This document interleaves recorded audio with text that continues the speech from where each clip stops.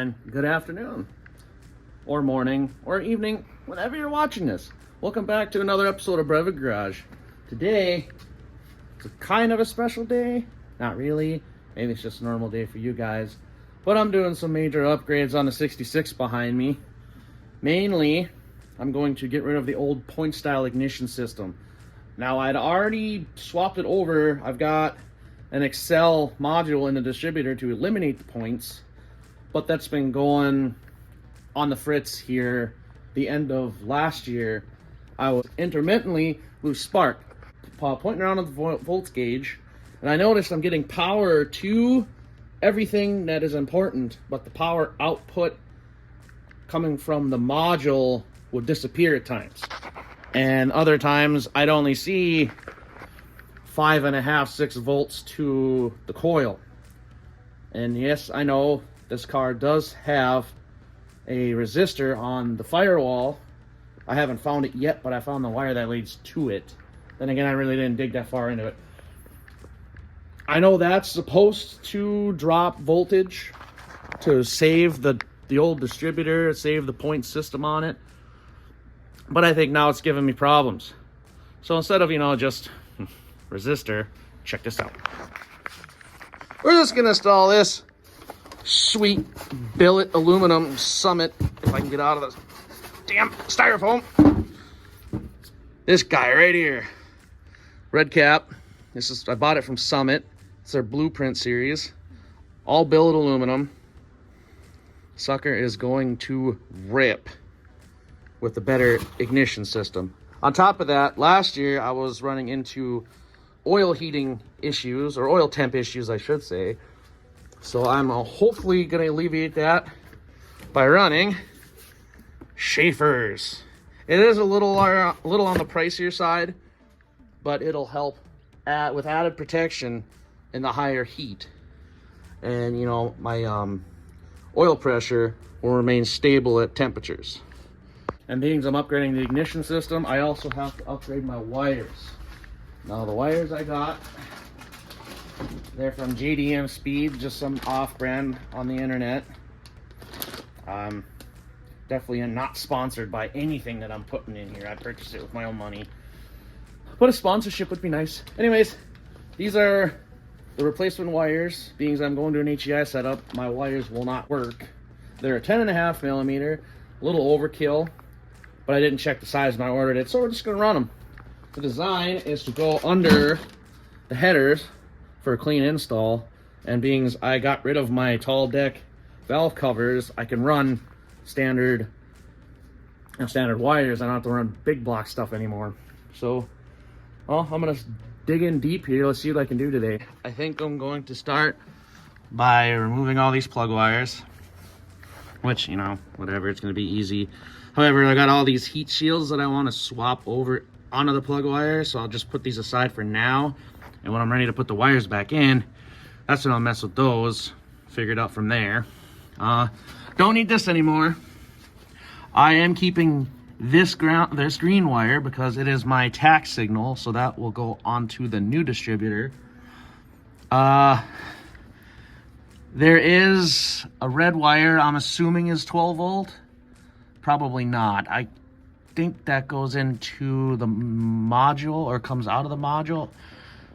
Anyways, all this going bye-bye. I'm going to rewire it because this one right here, that resistor wire that I mentioned earlier, or maybe that was a previous video I got rid of and decided to redo it again. But anyways, this is that resistor wire I was talking about. You can tell because it's wrapped in cloth.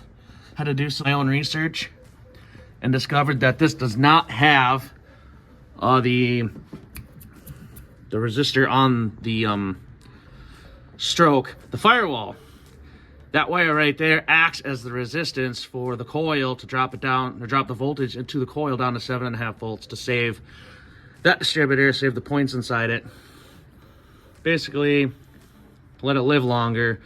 But that's also giving me issues now, being that module inside there wants 12 volts all the time. And this is only feeding it, 7.5, 10 at the very most. It's just gotta go. So, let's get to it. I'm gonna set you down on the tripod and we're gonna get some work done.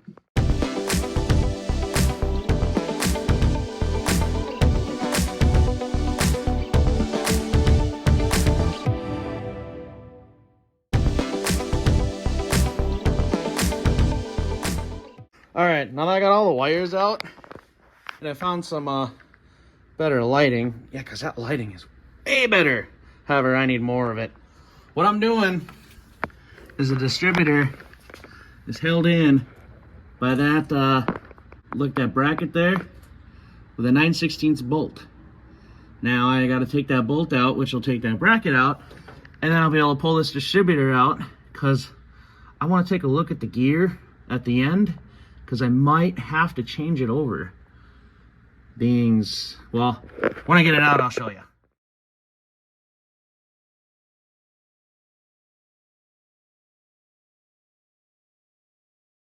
All right, I got it removed. I bet you're wondering how I'm doing this fancy trick. Well, I have you on a tripod right now. Anyways, the module in question is under this cap, and I'm gonna get it off right now. And this right here, the points eliminator. Now, it worked fantastic. For about 2 years or so, I was chasing fuel issues, because I thought it was that, until I realized, oh, I'm not getting power at all. I've got no spark. All it's doing is turning over and just pumping a bunch of fuel into the carburetor. So this dinosaur of a distributor will just be put on a shelf. So anyways, now what I'm going to do is I'm going to clean up some of this wiring here because some of it's not going to be necessary. What are you doing over there?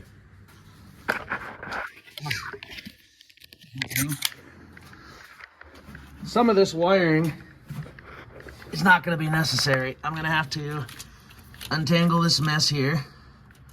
So I know there's this pink wire here.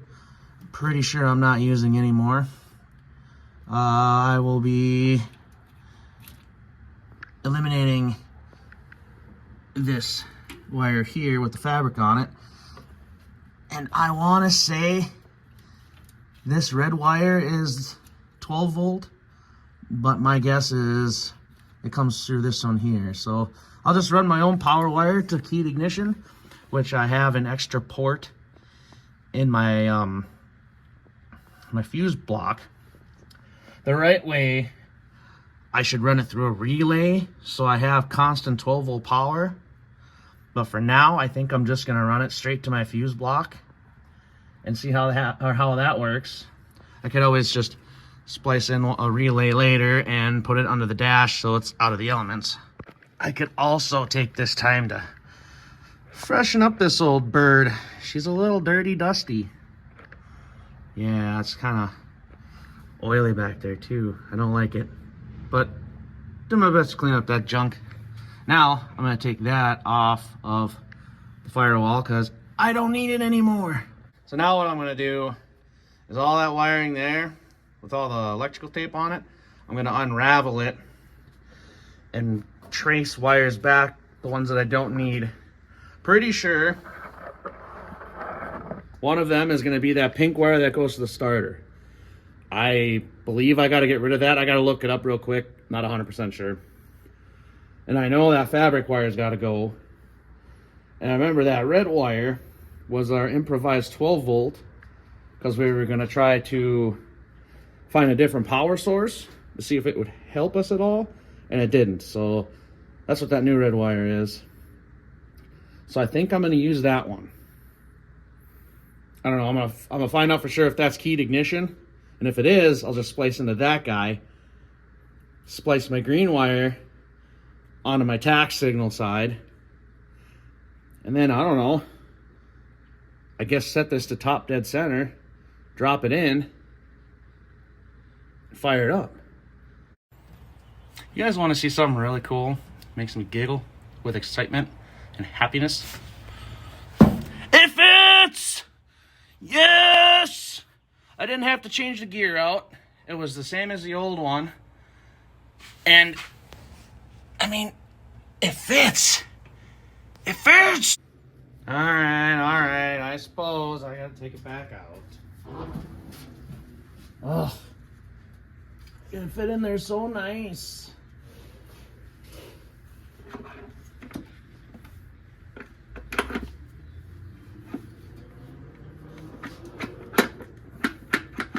wish it was that easy. Like when I parked it, it was at top dead already, but it never is. All right. Put you back over here for safekeeping. Okay, I found help. My son took some time away from his video game to come help his old man. So what we're gonna do is we're gonna set the engine top dead center.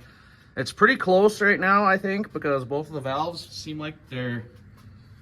Okay, I'm gonna be honest with you. We already did it and I just didn't get it on film, so we're gonna film it this time. So, all right, I need a flashlight. All right, yeah, we're pretty close, so go ahead. Turn the starter over. A tap. Another tap. Another tap. All right, we went past it, so do it again. Oh, right there. We're perfect. We're actually on 0 this time. Oh, thank God. Hell yeah. All right, well, I know it's hard to see, but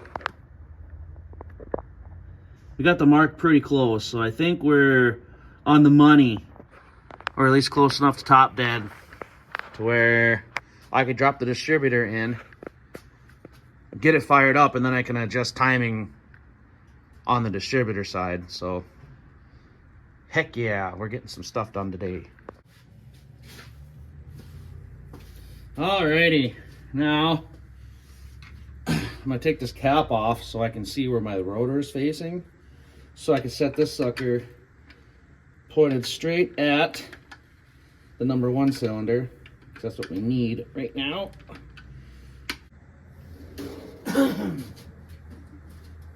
What a nightmare. Damn, I gotta clean this garage. Oh! Does cap only go on one way? Like I said, I'm kind of new to this. Now I want this here facing my number 1, which is going to be kind of tricky because I also want the orientation of this to match up with the rod for the oil pump. So this part is going to be fun. I have the distributor in now, and it looks like it's facing number 1, and it dropped into the oil pump drive shaft, so I think we're good to go there. So I'm just going to plug the cap back in, and then basically all I got to do is find keyed power for this guy, wire my tax signal in, and then I can start running my spark plug wires. Yeah, this isn't going too terrible. Okay, so cap's on. That 1 on the top right there, that's going to be my number 1. Technically, you can set number 1 to whatever on these HEI distributors and it'll run it, but for factory spec, that's what they claim is number 1. You learn something new every day.